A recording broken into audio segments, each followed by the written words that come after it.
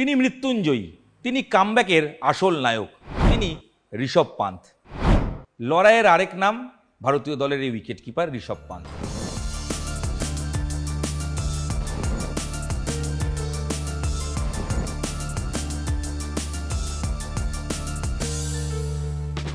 আরও একবার নিজের দায়বদ্ধতা, দেশের প্রতি তার ভালোবাসা, ক্রিকেটের প্রতি আনুগত্য প্রমাণ করলেন ঋষভ পান্থ। ভাঙা পায়ে ব্যাট করলেন। পারতেন, তিনি বিশ্রাম নিতে পারতেন, প্রয়োজন ছিল না চোট নিয়ে মাঠে নামার, তাও তিনি মাঠে নামলেন, মাঠে নামবেন। ম্যানচেস্টারে নিজেকে আরও একবার কামব্যাকের নায়ক হিসেবে প্রমাণ করলেন ঋষভ পান্থ।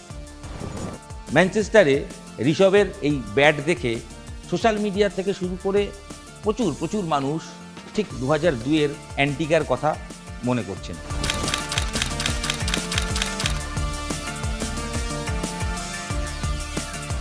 অনিল কুম্বলে ভাঙা চোয়াল, মাথায় ব্যান্ডেজ, সেই নিয়ে দেশের স্বার্থে বল হাতে মাঠে নেমেছিলেন। নিয়েছিলেন লারার উইকেট, 14 ওভার বল করেছিলেন সেই সময়। অ্যান্টিগায় যে ঘটনা ঘটেছিল সেই সময় অনিল কুম্বলেকে দেখে অনেকেই তাজ্জব বনে গেছিলেন। ভাঙা চোয়ালে ক্রিকেট, বিশ্রাম নেওয়ার কথা। সেই সময় তার স্ত্রী বিশ্বাস করতে পারেননি প্রথমে। অনিল কুম্বলে খেলতে নেমেছেন। সৌরভ গঙ্গোপাধ্যায়ের ক্যাপ্টেন্সিতে 2022 সালে ম্যাচটা ড্র হলেও সেই ম্যাচে দ্বিতীয় ইনিংসে 14 ওভার ভাঙা চোয়াল নিয়ে বল করেছিলেন অনিল কুম্বলে। ভারতীয় ক্রিকেটের সেটা একটা দৃষ্টান্তমূলক নিদর্শন হিসেবে রয়েছে। ঠিক 2002-এর পর 2025, 23 বছর পর ঋষভ পান্থ ম্যানচেস্টারে ঠিক আরও একটা দৃষ্টান্ত তৈরি করলেন। কি করলেন?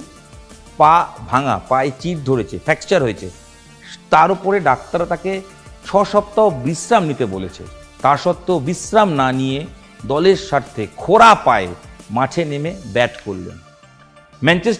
ম্যানচেস্টারে ভারত বনাম ইংল্যান্ডের চতুর্থ টেস্টের প্রথম দিন ওকসের বলে রিভার্স সুইপ মারতে গিয়ে ডান পায়ের কুনি আঙ্গুল, কেড়ে আঙ্গুল, ঠিক তার কাছে হাড়ের বলটি পড়ে এবং সেই জায়গা থেকে রক্তপাত হয়। দেখা যায় পা ফুলে গেছে। তীব্র যন্ত্রণায় কাতরাচ্ছেন ঋষভ পান্থ।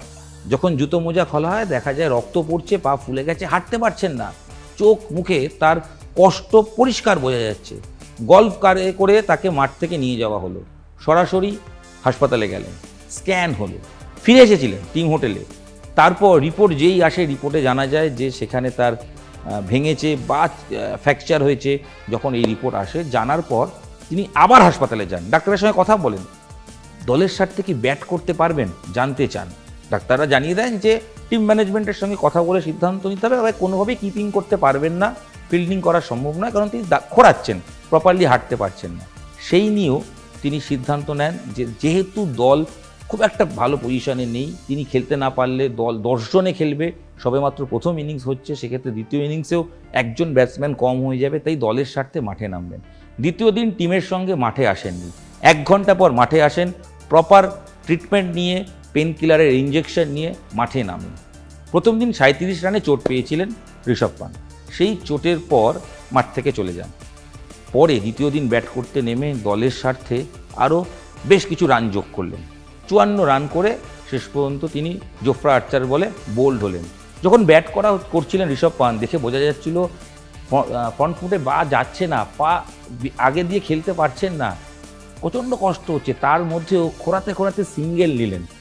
আসলে ঋষভ পান্থ জীবনের কঠিন লড়াইটা লড়ে নিয়েছেন। মৃত্যু থেকে ফিরে এসেছিলেন 2022 সালের ডিসেম্বরের শেষে। মনে আছে গাড়ি দুর্ঘটনা? সেই সময় প্রত্যক্ষদর্শীরা বলেছিলেন ঋষভ পান্থ যে বেঁচে আছে এটাই অলৌকিক ঘটনা, কারণ যেরকম অ্যাক্সিডেন্ট হয়েছিল সেখান থেকে কয়েক মুহূর্ত পরে যদি তাকে রেস্কিউ করা হতো সেক্ষেত্রে তো প্রাণ হারাতেন। ডাক্তাররা অবাক হয়ে গেছিলেন একাধিক শরীরে ক্ষত দেখে। সেই ক্ষত নিয়ে নিজেকে ট্রিটমেন্ট করে প্রপার গাইডলাইনে থেকে ক্রমশ লড়াই চালিয়ে প্র্যাকটিস করে ক্রিকেট মাঠে ফিরেছিলেন। ফ্যাটি হয়ে গেছিলেন, নিজের ওয়েট কমিয়ে ক্রিকেট মাঠে ফেরা। প্রায় 1 বছরের বেশি সময় মাঠের বাইরে থাকার পর কামব্যাক করেছিলেন জাতীয় দলে। তারপরেও খুব একটা ভালো ফর্ম যাচ্ছিল না। তবে তিনি ঋষভ পান্থ, তিনি বারবার নিজেকে প্রমাণ করেন, নিজেকে লড়াই দিয়ে তিনি জানিয়ে দেন যে বর্তমান যুগের অন্যতম লড়াইয়ের নায়ক তিনি। তাই খারাপ পারফরমেন্স হলেও সেখান থেকে কামব্যাক করেছেন, রান করেছেন। অস্ট্রেলিয়া সমালোচনা হয়েছিল তার ব্যাটিং নিয়ে, তারপরেও নিজেকে প্রমাণ করেছেন। ইংল্যান্ডে এসে ব্যাট তার কথা বলেছে, যে স্ট্রাইক রেটে তিনি ব্যাট করছেন, আচ্ছা ভারতীয় প্রাক্তন ক্রিকেটারদের নেই সেই রেকর্ড। উইকেট কিপার হিসেবে তো এই রেকর্ড কারোরই নেই। জীবনের লড়াইটা ঋষভ পান্ত লড়তে জানেন। মৃত্যু থেকে ফিরে এসছেন, তিনি জানেন ক্রিকেট মাঠের চোট আঘাত তাকে কখনোই চাপে ফেলতে পারবেন না। লর্ডসে হাতে চোট নিয়ে ব্যাটিং করেছিলেন, তারপর ম্যানচেস্টারে ফিরে এসে পায়ে চোট। ঋষভ পান্ত বারবার মনে করালেন ঠিক 23 বছর আগে অনিল কুম্বলের ঘটনা। অনিল কুম্বলে ভাঙা চোয়াল নিয়ে তিনি কিন্তু দলের স্বার্থে মাঠে নেমেছিলেন। ইতিহাস বলে সেই সময় ক্যারিবিয়ান পেসার মার্ভিন ডিলনের বলে তার চোয়াল ভেঙে যায়। মার্ভিন ডিলনের বলে তার চোয়ালে আঘাত লাগে এবং সেই সময় চোয়াল ভেঙে যায়। সেই ভাঙা চোয়ালে, আপনাদের সেই ছবি আজও স্পষ্ট, সোশ্যাল মিডিয়ায় গেলে এখনও দেখতে পাবেন, ভাঙা চোয়ালে ব্যান্ডেজ করে বল করছেন অনিল কুম্বলে, সৌরভের হয়ে, দলের হয়ে লড়াই করছেন।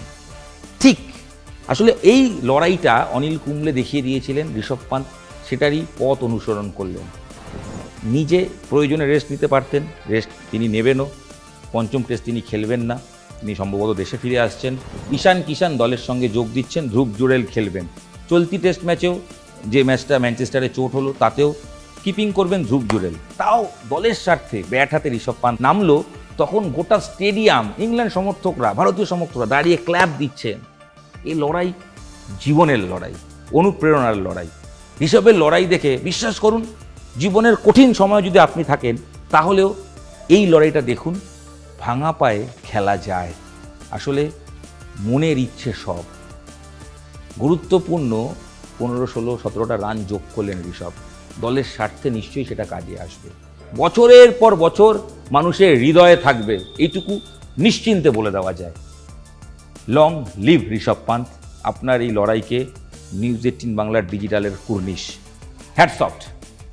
জীবনের মানে কিভাবে পাল্টে দিতে হয় দেখিয়ে দিলেন আপনি।